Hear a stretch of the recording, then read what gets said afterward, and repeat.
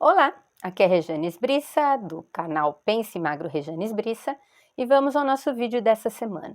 Essa semana eu vou falar de ansiedade, que é um assunto super importante. As crises de ansiedade, as pessoas ansiosas têm crescido muito, né? O transtorno do pânico também, ansiedade generalizada. Então eu vou dar uma geral aqui na ansiedade e depois focar mais no tratamento, nas coisas que vocês todos podem fazer para perceber se está com um transtorno de ansiedade, né? Porque a ansiedade mesmo, o sentimento, ele é necessário para a nossa sobrevivência, né? Ele nos ajuda a reagir em situações de perigo, ficarmos vigilantes, atingirmos metas, né? Então, sabe aquele friozinho na barriga antes de entrar, sei lá, para dar uma palestra na frente de todo mundo, ou aquilo que a gente sente quando vai para uma primeira entrevista de emprego, enfim. Mas esse medinho que dá, né? Esse negocinho, esse friozinho na barriga, ele tem que ser posto atrás de nós para nos impulsionar. E as pessoas já estão com medo de ter medo. Estão pondo medo na frente, como uma coisa paralisante da vida delas, né? De nem conseguir ir em frente, de já começar a pensar, ter pensamentos catastróficos de que vai dar errado. Ou seja, a pessoa não está vivendo o momento presente, ela está sempre lá na frente. Ela está sempre se cobrando e também, né, nós estamos sendo cobrados socialmente o tempo todo para termos tal emprego, para sermos melhores em tudo, para termos as coisas mais modernas. Então lançam coisas modernas, aí se eu não tenho, se eu não consigo comprar, eu fico pensando já lá na frente e a gente já começa a se achar fracassado por não ter coisas, né?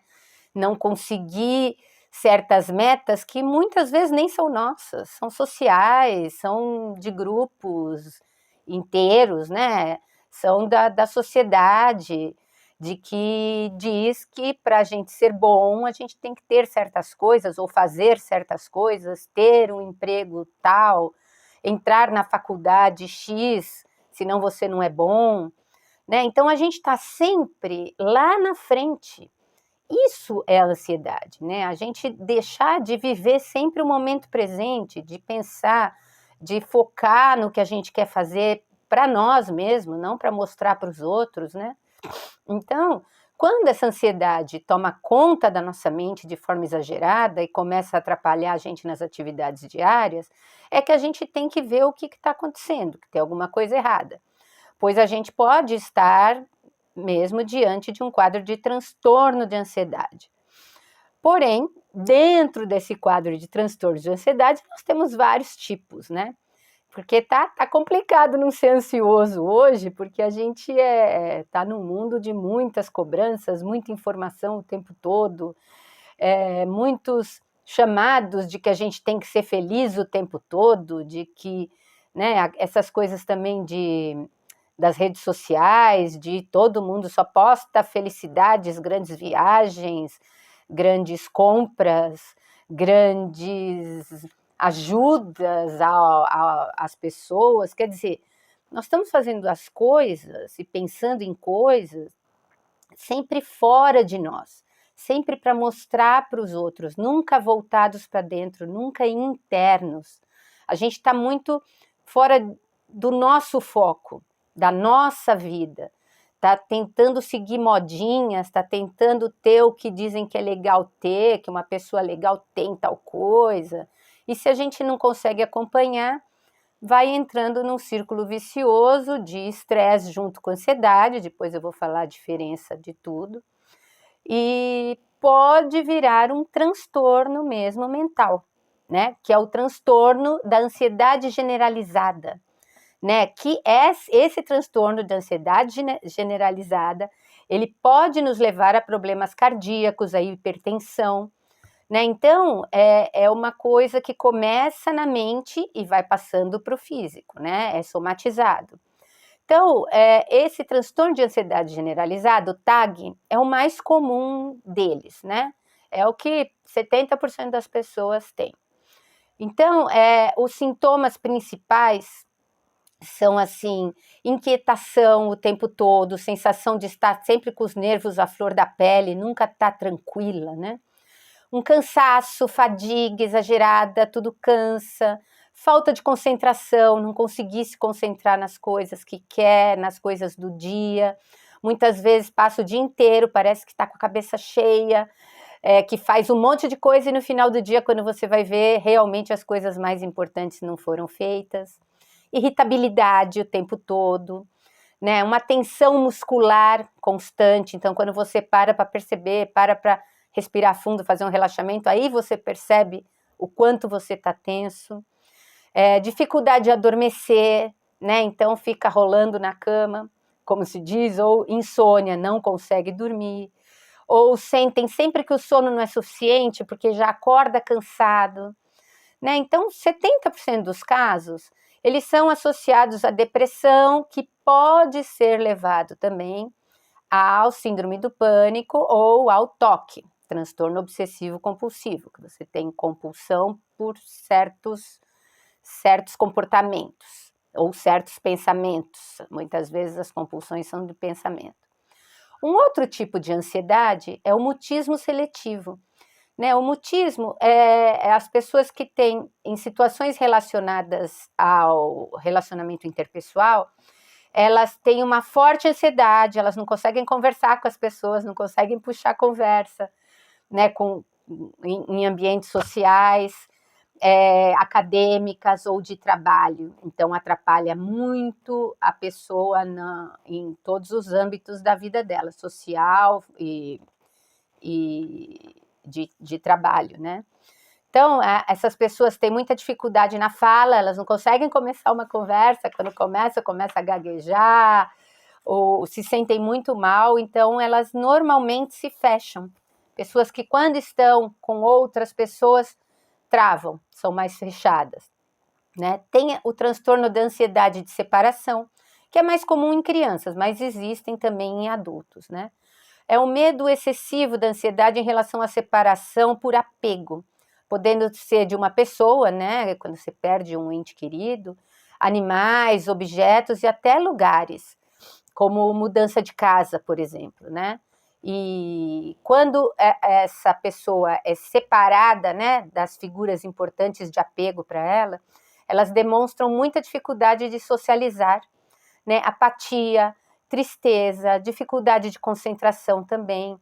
Podem criar medos excessivos de animais, monstros, escuro, medo de ladrão, medo de acidentes, achar que sempre vai acontecer alguma coisa ruim, né? Porque ela não tem aquele objeto de apego onde ela se sentia segura. Então, acaba limitando também as atividades da pessoa, podendo muitas vezes não realizar tarefas básicas, como ir à escola ou ir ao supermercado sozinhos, né?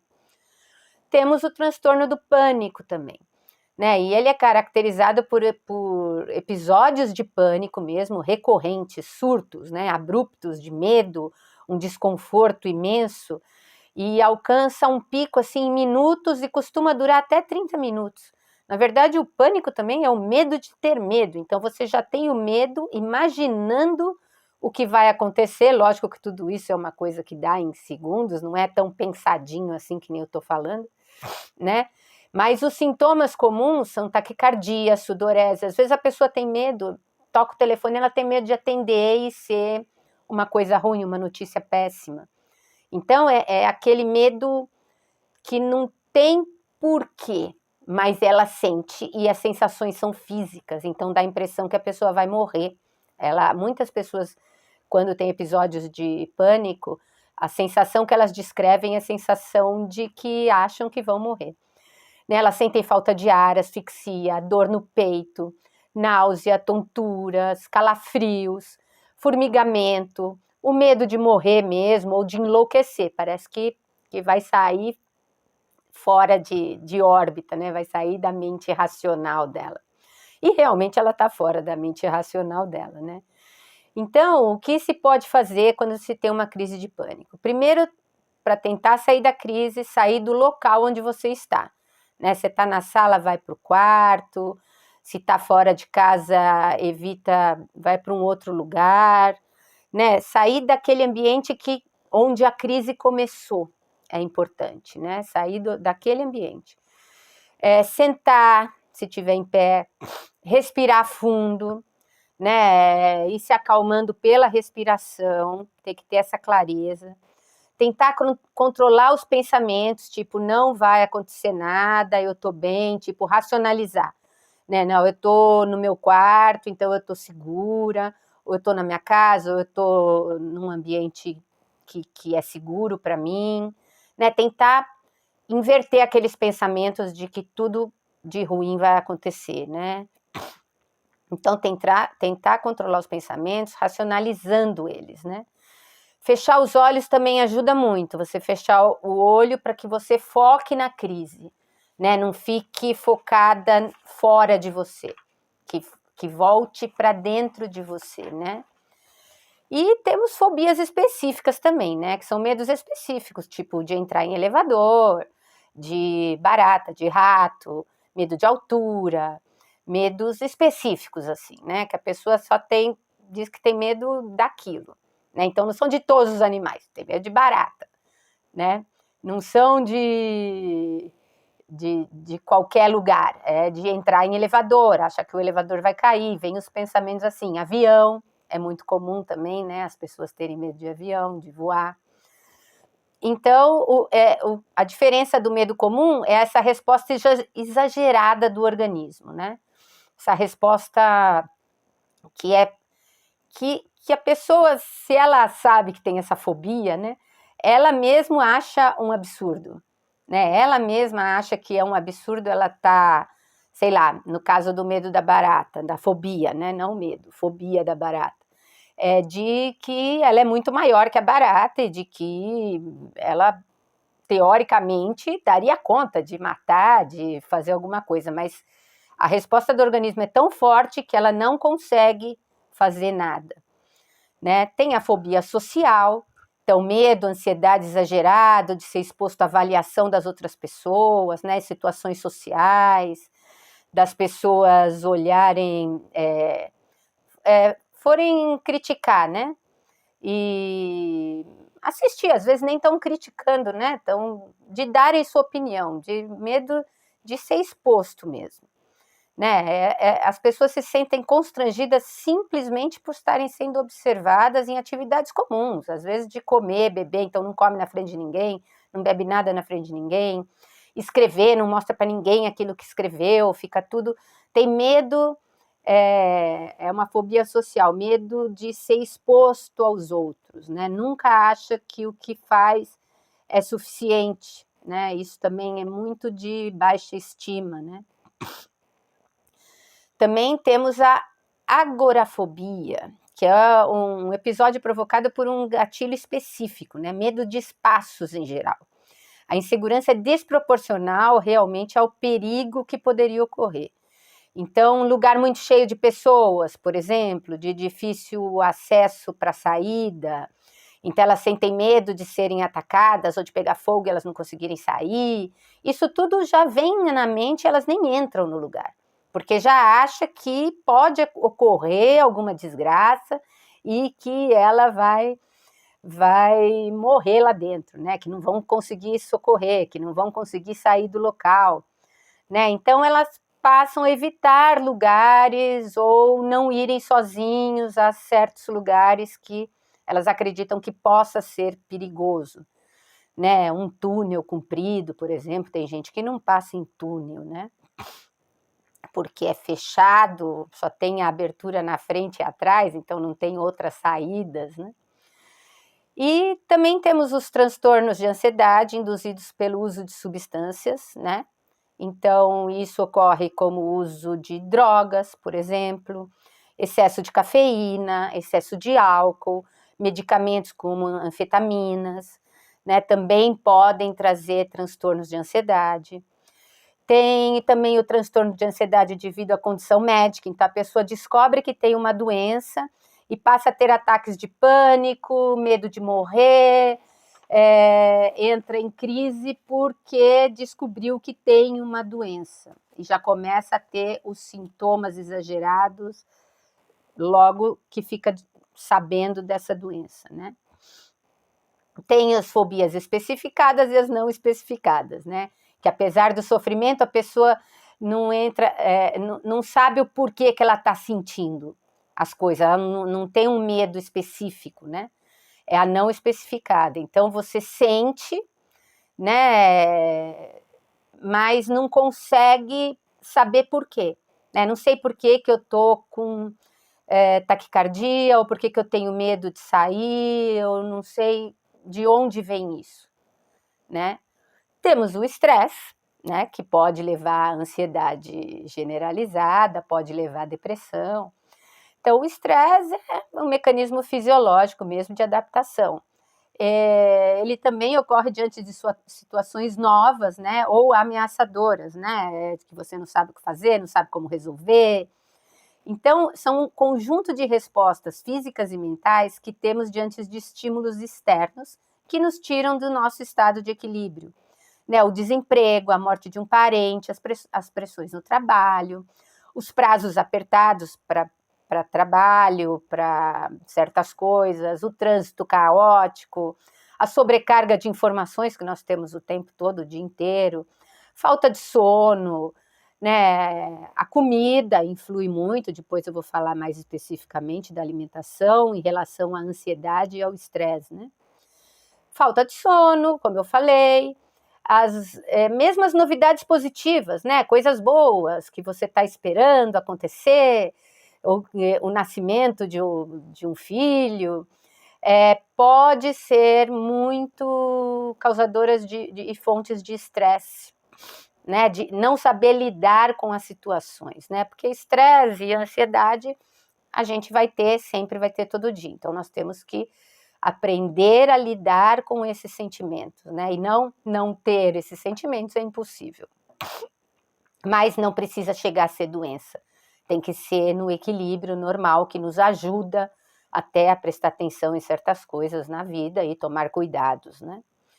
Então, a diferença de pânico, síndrome do pânico, e a crise de ansiedade é que a síndrome do pânico, bom, ambas são tratadas com medicamentos, né? Com remédios, com psiquiatra, direitinho. Só que o pânico caracteriza pela a repetição dos ataques, né? A síndrome do pânico dá ataques repetitivos, então você tem várias vezes.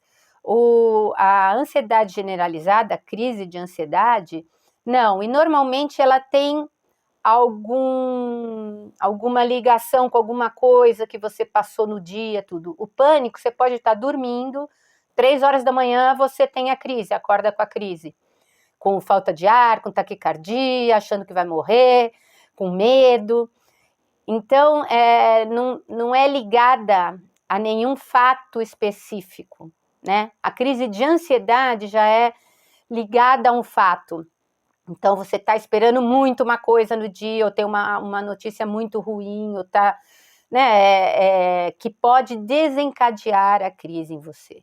Logicamente, em todos esses casos que eu citei sobre tipos de ansiedades e fobias e estresse, a psicoterapia é super importante para equilibrar o mental, né? Mas também, se você chega à conclusão aí que você tem está doente, né, que as suas crises de ansiedade ou que a sua ansiedade está muito fora do controle, está muito além do normal, está atrapalhando o seu dia a dia, está atrapalhando o seu trabalho, está atrapalhando sua vida com seus familiares, precisa procurar o psiquiatra também para ver direitinho o medicamento, né, para você conseguir equilibrar também a parte química do cérebro e levar uma vida normal.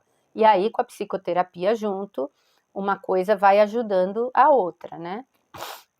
Na crise de ansiedade também, a preocupação é constante, você fica com pensamentos recorrentes, sabe? É o tempo todo pensando, por exemplo, num problema que você tem e não chega a conclusão nenhuma, né? Então dá aquele desespero de não saber como resolver, mas fica com aqueles pensamentos recorrentes de que não vai dar certo, de que é muito difícil, de que o que eu vou fazer, né? Então é diferente do pânico também. O pânico pode vir a qualquer momento, Acho que isso também dá muito medo nas pessoas, depois que elas têm a primeira crise, né?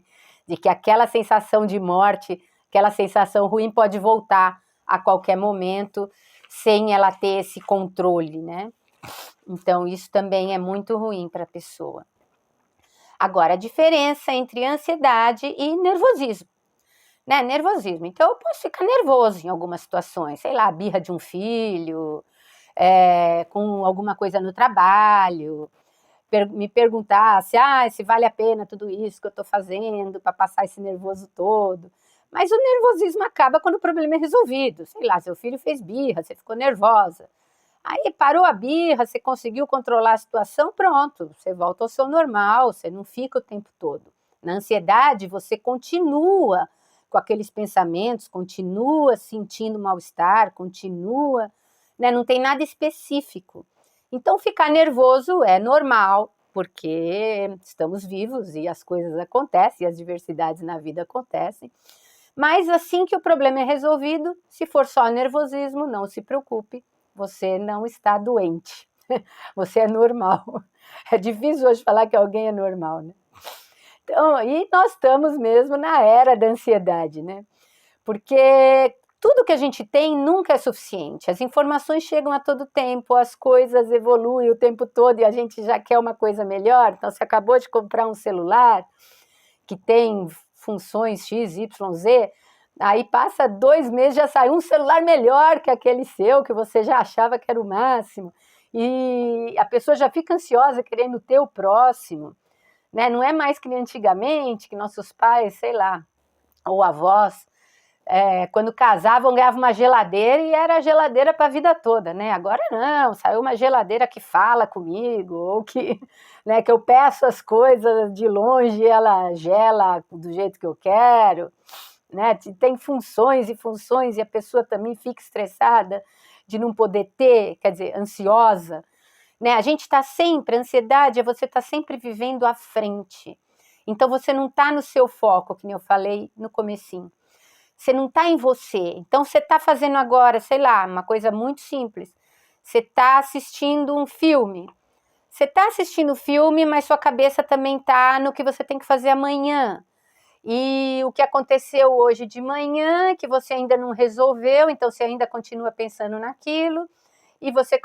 Acabou o filme, você não sabe quase nada do filme, por exemplo. Você está espremendo laranja para fazer um suco. Você está no comportamento automático, sua cabeça está lá na frente, você engole o suco e nem percebe, né? Porque a cabeça não está no lugar. Então, é muito bom para quem sabe que é muito ansioso, por exemplo, né? Porque a gente sabe quando a gente é uma pessoa muito ansiosa. Fazer meditação, fazer exercícios de respiração, exercícios de foco, né, de saber aquilo que eu estou fazendo agora, tentar focar naquilo, eu estou trabalhando, eu estou focado no meu trabalho, eu não estou pensando já à noite em casa, ou amanhã, o que eu vou ter que fazer amanhã, o que eu estou fazendo agora, eu tenho que focar, tem que ser importante para mim o que eu estou fazendo na hora, o que é importante para mim naquele momento, que nós não estamos mais vivendo o presente, a gente está sempre no futuro, e o futuro não existe, né? É tudo suposição da nossa cabeça, né? E mesmo que aconteça aquilo que a gente está pensando, naquela hora eu tenho que estar fazendo aquilo, e não 24 horas antes já pensando o que eu vou fazer daqui 48, né? Então, tem que fazer as coisas funcionarem no momento, né? Tentar focar em cada coisa que vocês estão fazendo. Tentar se organizar, a organização é muito importante também para evitar a ansiedade. Organizar, né, minhas prioridades, o que eu tenho que fazer hoje de verdade, o que é mais importante para mim, né? E focar naquilo e fazer aquilo que é mais importante, deixar o menos importante para depois, colocar a ordem, né, de importância para vocês, né? Lógico que as pessoas mais responsáveis, né, muito responsáveis, são mais ansiosas, né? Elas querem fazer as coisas funcionarem. Então, elas são mais ansiosas. Pessoas mais infantis, menos responsáveis, tendem a ser menos ansiosas, porque elas não estão preocupadas muito com as coisas, né? Então, aquela pessoa também que quer ser sempre super correta, super controlada, ou a pessoa controladora, também é uma pessoa que tem mais tendência a ter transtornos de ansiedade, né? Porque ela quer controlar tudo e a gente não controla tudo nunca, né? Então, as pessoas que querem tudo muito correto, muito certo, as perfeccionistas, né? Tendem a ter transtornos de ansiedade, né?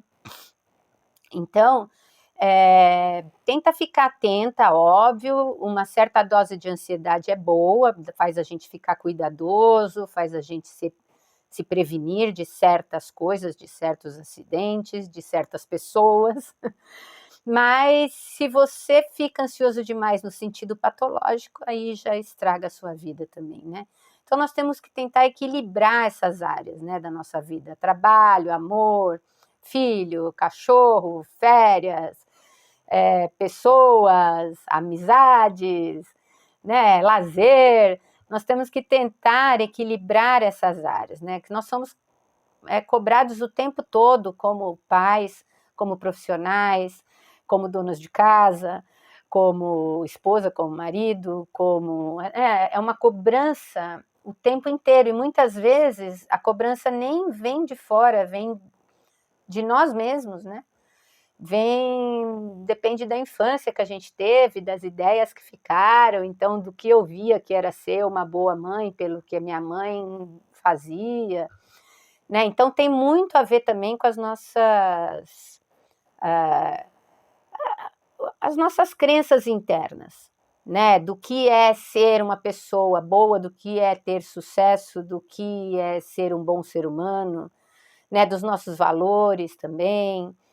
Então, isso nós temos que parar para pensar muito para se equilibrar, né? Até onde isso tudo é verdade, o que é crença que pode ser destruída, né? E construída uma nova no lugar.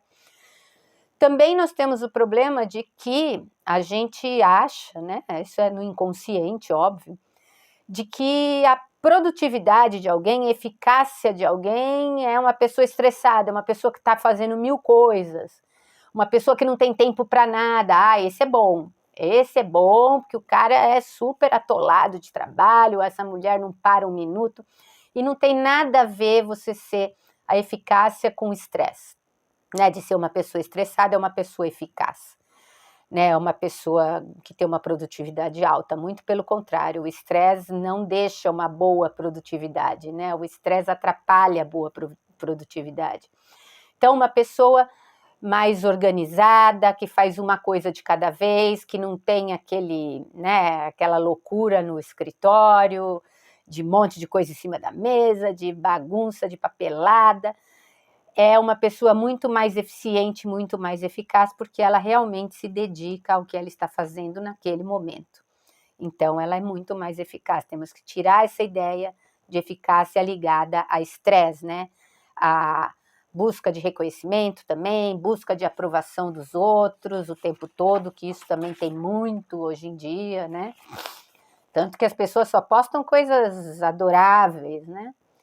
Então, assim, o que nós temos que ser, né? Ou que fazer para ser menos ansiosos e não chegarmos a ter crises de pânico ou entrarmos numa depressão também, que também tem a ver, é tudo junto, né? Então, assim, ter mais autonomia, se levar menos a sério, né? Sermos melhores conosco mesmo, né? Não se preocupar com o que pensam de você, né? Tentar equilibrar as áreas da sua vida, sem se cobrar o tempo todo, rir dos nossos erros, não buscar a perfeição, isso também causa muita ansiedade, muito estresse, o medo da falha, né? O medo de falhar. Então a gente às vezes nem começa uma coisa porque já acha que vai dar errado. Isso atrapalha muito a vida de todo mundo. Não querer agradar a todos, isso também não adianta de nada e você nem vai conseguir, por mais que você tente. Ser mais leve, né? Não buscar perfeição, ser mais leve. Não buscar reconhecimento dos outros, aprovação, né? Desacelera os pensamentos também. Tenta pensar uma coisa de cada vez, resolve aquilo, depois pensa em outra coisa. Não se cobrar tanto, né? De ter que ser o máximo, de ter que fazer tudo. Sempre se dar novas chances, né? Nunca desista de você mesma. Tem umas pesquisas da OMS que só 3% das mulheres se veem belas, plenas e felizes e amadas por si mesma e o seu próprio corpo e mente. 3%. Ou seja, 97% estão sempre, não estão contentes consigo mesma, nem mentalmente, nem com o seu próprio corpo, né? Então, tenta não se irritar à toa também, sabe? Aquele negócio de toalha molhada na cama, pasta de dente apertada no meio. Essas coisas que parecem bobagem, mas que não são, causam muito estresse. E tendo esse estresse todo dia, que se você tem toalha molhada na cama todo dia, isso vai acumulando durante os anos e pode vir a ter um transtorno de ansiedade por causa de uma coisa teoricamente banal, né? Então não se preocupa, e tem coisa muito mais importante na vida do que isso, né? Do que deixar o shampoo aberto. Enfim, vocês sabem do que eu tô falando, né? Agora, a gente tem muitas pesquisas hoje em dia dizendo também da alimentação ligada a estresse, ansiedade, depressão, as doenças mentais em geral, né? Os transtornos mentais. De quanto maior o índice de glicemia no nosso sangue, maior a possibilidade de desenvolver transtorno depressivo, transtornos ansiosos, síndrome do pânico. Então, a glicemia elevada causa transtornos cognitivos. Então, o que vocês têm que fazer? Diminuir o carboidrato, que é o que causa a glicemia alta no sangue, né? Então, tem muitos estudos já dizendo que tem uma associação muito alta entre uma dieta rica em açúcares, bebidas adoçadas, grãos refinados e altos índices glicêmicos que vão desenvolver os transtornos mentais. Maneiras... sobre o Alzheimer também, que também tem a ver com isso, né? O Alzheimer, vou até ler agora. Segundo a OMS Brasil, 1 em cada 10 pessoas acima de 60 anos na América Latina terá Alzheimer. A partir dos 85 anos de idade, 1/3 das pessoas terão Alzheimer. Então, cerca de 3 a 4 pessoas a cada 10. E com 90 anos de idade, 50% das pessoas vão ter Alzheimer, né? E ligado à alimentação. Porque o Alzheimer não é a doença de um indivíduo, é uma doença de uma sociedade, é uma doença de um estilo de vida. Então, tem tudo a ver com a alimentação. A parte mental tem tudo a ver com a nossa alimentação. E os carboidratos simples são tudo que causa picos de glicemia no sangue, são os piores para as doenças mentais. Então, se você quer proteger seu cérebro, né? Dê uma olhada melhor na sua alimentação ligada a carboidratos, açúcares, farinhas, refinados.